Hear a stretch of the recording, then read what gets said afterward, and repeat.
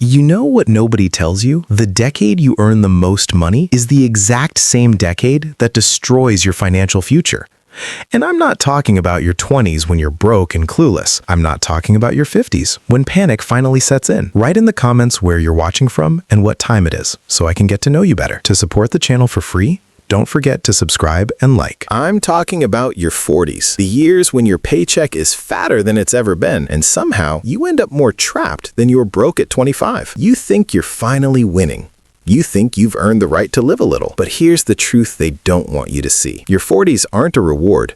They're a test. And most people fail it without even knowing there was a test. If this already sounds uncomfortably familiar, do me a favor and hit that subscribe button, because what I'm about to show you isn't something your financial advisor will ever say out loud.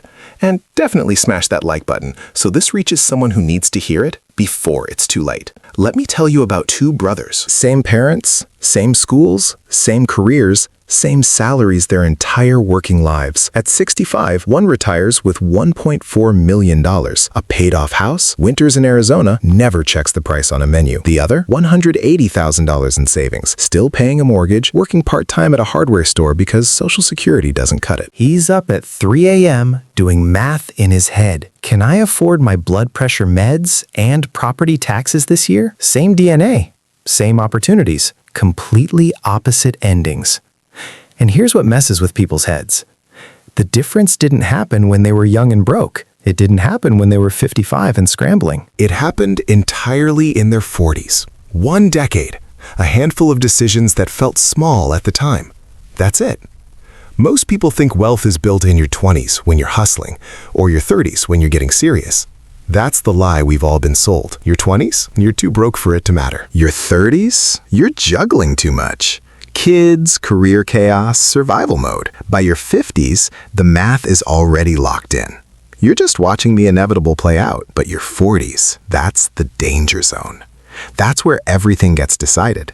And almost nobody sees it coming. Here's why your 40s are so viciously powerful. Three forces collide during this decade that never line up again. And if you don't understand these forces, you'll get steamrolled by them. Force number one, peak earning power. For most people, income maxes out somewhere between 42 and 55. Those aggressive raises you got in your 30s, they slow down. They stop. But your actual salary, the raw number, is higher than it's ever been, and statistically, higher than it'll ever be again. So you've got the most money you've ever had. You think that's a good thing, but it's also the most dangerous thing, because now you can afford to make very expensive mistakes. Force number two, remaining compounding time. At 40, you've still got 20 to 25 years until retirement. That's enough runway for money to quadruple if you invest it. A dollar at 40 becomes $4 by 65. But here's the brutal part. At 50, that same dollar only becomes $2.50. At 55, $2. The compounding multiplier is dying with every year you wait.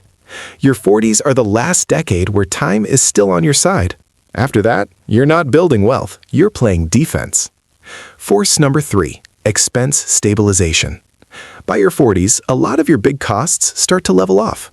The kids get older, more independent. The house you stretched to afford in your 30s, now it fits your budget.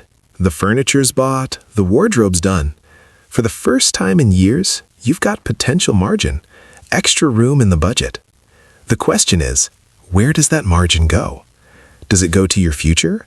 Or does it evaporate into a nicer lifestyle that you'll forget about in 18 months? Most people choose the second option without even realizing it's a choice. Let me show you the math, because this is where it gets ugly. Imagine you're 40. You've got $100,000 saved for retirement.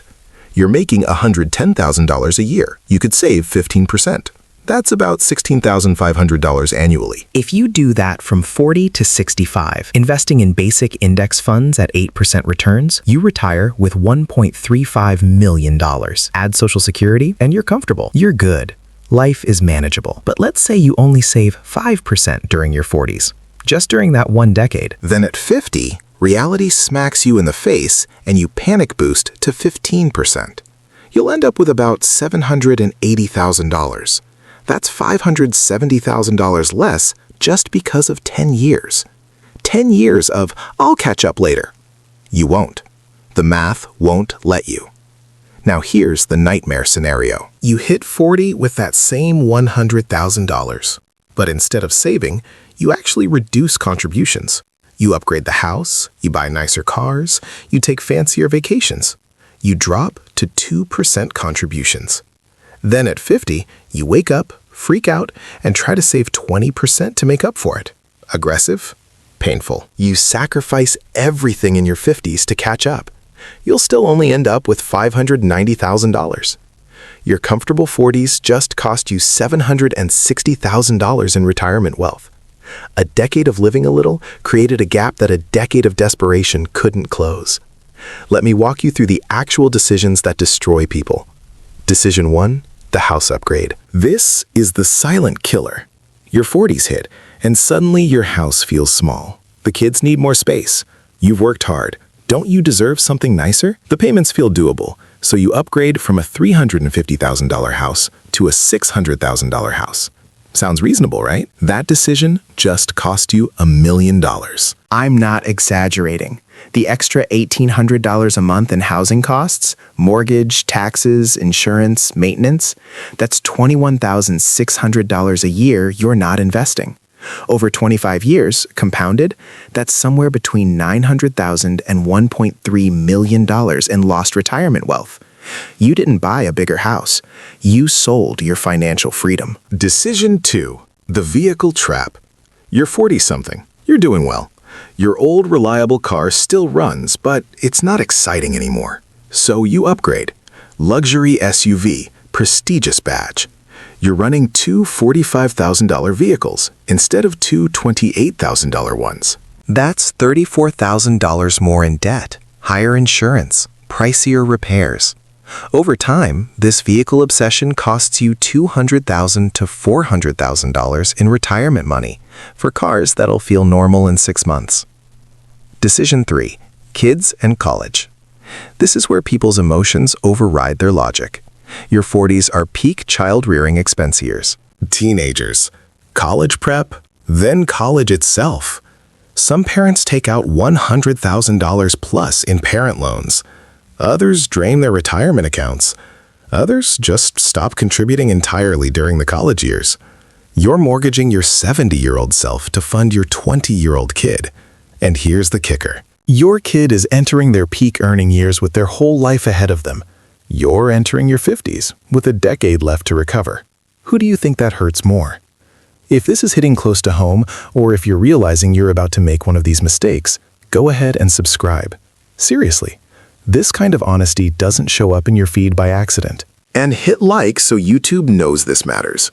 So here's the psychological trap nobody talks about. By your 40s, you feel like you've earned the right to enjoy your success. 20 years of grinding. Don't you deserve to live a little? When does the reward actually show up?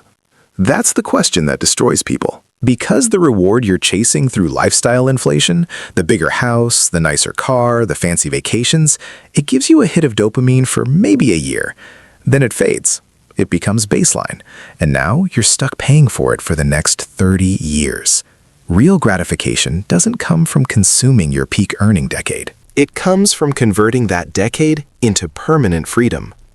The person who resists the upgrade in their 40s gets to feel relaxed every single day of their retirement. The person who indulged gets to feel stressed every single day of their constrained retirement. The discomfort of saying no in your 40s lasts 10 years. The reward lasts 30. The pleasure of saying yes lasts 2 years. The consequences last 30. Okay, so what do you actually do with this information? If you're in your 20s or 30s, you've got the gift of foresight now. You know the 40s trap exists. Build habits now that will protect you then. Automate your retirement contributions and never reduce them. Define enough before you earn enough to lose perspective. If you're entering your 40s, you're standing at the most important crossroads of your financial life. Audit everything. Is your house appropriately sized or a status symbol? Are your cars transportation or ego?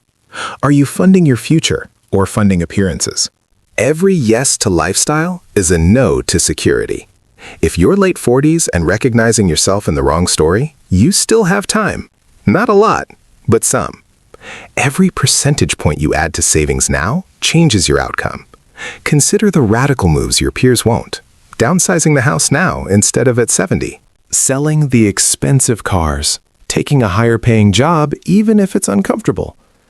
If you're past your 40s with inadequate savings, focus on what's still in your control. Delay Social Security to maximize it. Work a few more years. Downsize housing to free up equity. It's not the outcome you wanted, but it's better than pretending the math doesn't exist. Picture yourself at 70. You're sitting somewhere quiet, morning light, coffee in hand. In one version of your future, you're thinking about which grandkid to visit this month.